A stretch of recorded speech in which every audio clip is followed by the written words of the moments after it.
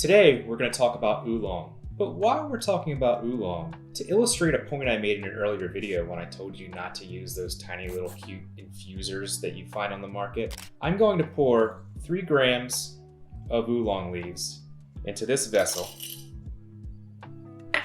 just about as much as a teaspoon, which is the worst form of measurement for tea. We'll talk about it in another video. And I'm going to let this infuse while we're talking so that you can see how much these leaves expand.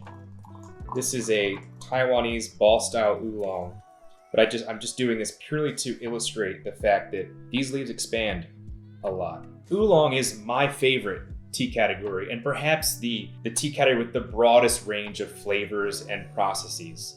In its most simplest sense, oolong tea is made from leaves that are allowed to semi-oxidize. So what does that mean? Black tea leaves are allowed to fully oxidize until they turn very brown, and we call them black tea. If we stop that somewhere in the oxidation process, then we have oolong. I mean, that's really it in its simplest sense. Like, folks are calling anything short of black tea oolong these days. But it's really more complicated than that. But I will try to keep it simple. Oolong tea leaves, in order to start that oxidation process, are typically rolled or bruised. And this could happen in many ways. If they're rolled, it can be like on a rolling table. The leaves can be rolled by hand. The bruising process, sometimes you'll see a tea maker put a pile of leaves on like a bamboo little mat and like shake it up in the air, or put it in a tumbler that allows it the leaves to be bruised. And what this bruising or rolling process does is it breaks some of the cell walls in the leaf and really gets the oxidation going. With some ball style oolongs like this one here, you have this process where the leaves are bruised and then allowed to wither, and they're bruised and they're allowed to wither a little more, and they're rolled and then they're allowed to wither. I mean, some of the oolong processes in Taiwan, from the time of plucking to the time that the leaves are dried, could be more than an entire day, a 24-hour period. It's very, very complicated. When you're shopping for oolongs, you'll find that some of them are very green and some of them are very dark. And again, this is one of those continuums in the tea world.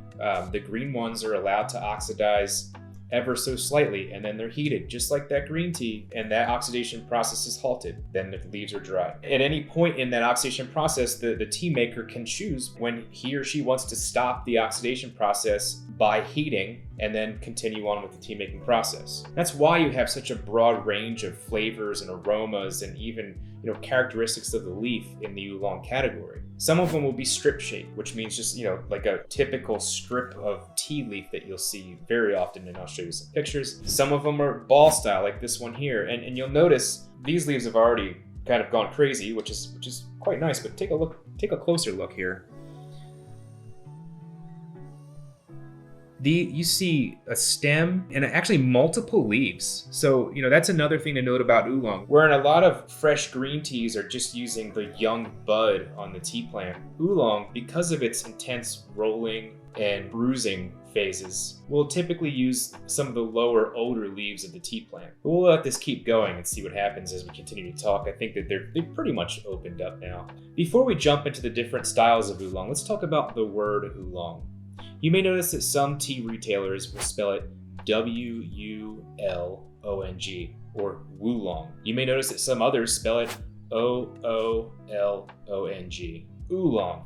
Why? When I was writing my book, I kind of went down a rabbit hole on this. I'm not a language expert at any rate, nor am I fluent in Mandarin. But I did learn, when you take a Chinese character, the process of writing out the Roman alphabet characters that make the sound of the Chinese characters is called romanization. And there is actually a system of romanization called pinyin. The correct pinyin, meaning the correct Roman letters that represent the characters for wulong in Mandarin, is W-U-L-O-N-G. Oolong is what we call a haphazard transliteration. I know that is a ridiculous mouthful, but a haphazard transliteration is, we have a lot of these from when the first tea traders entered China. But what this means is that the individual heard someone say something in Mandarin and haphazardly just wrote down what they thought they heard. And that's where we came up with oolong. That's where oolong came from, that spelling of it.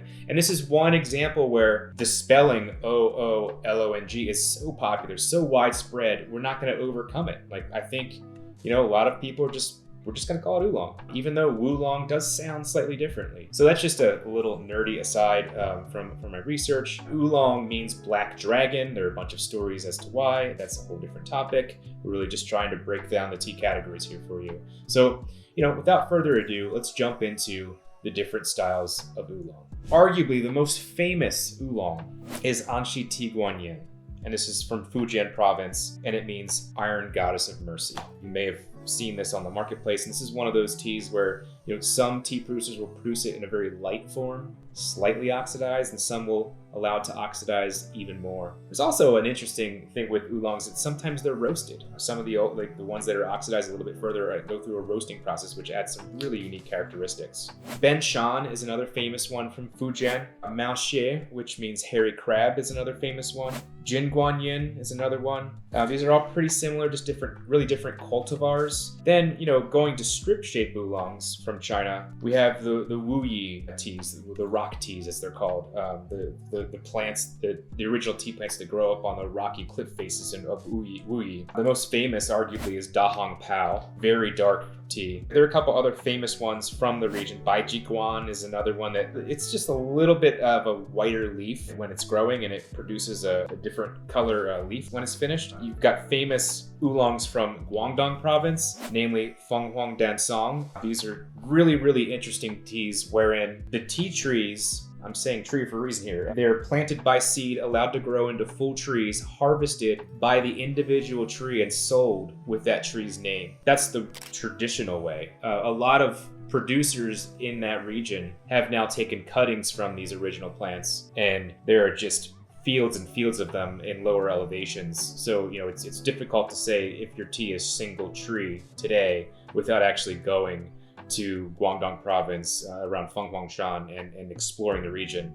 But that's quite a fun rabbit hole to go down. I've been to that area. And then we move over to Taiwan. Taiwan has some beautiful wulong teas. Dongding, one of the famous ones. Baozhong, which is a strip-shaped wulong from Taiwan. Dongfang Mei Ren, Oriental Beauty, which is really another interesting story on this one. It's a strip-shaped wulong. It's heavily withered and heavily oxidized. The oxidation process actually starts on this tea while the leaves are still attached to the plant, because the fields are not sprayed with any sort of pesticides and are allowed to be overtaken by these bugs called jacids. Oolongs are also popular in every other tea producing region. It's probably the fastest growing category. Every tea producing region is trying to mimic those teas that you're getting from Taiwan and around China. And we've got some good ones coming from northern Thailand, Vietnam, India, Sri Lanka. Every tea producing region is experimenting with wulong production. And I just implore you to go online and just get a wide array of them from different countries and just try them. I mean, you could spend years just tasting teas from this single category. So hope you enjoyed this video on oolong. Before we close though, I just want to show you, let's take a look at our leaves. Could you imagine if you had stuffed the 3 grams, which looked small in the beginning, into a very small infuser ball or one of those trendy animal ones with the little infuser basket on the bottom, and allowed it to steep?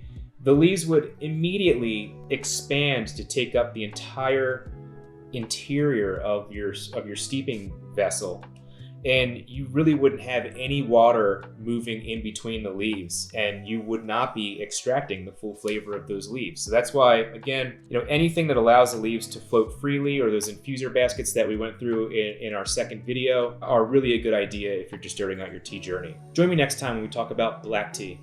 Thanks and have a great day.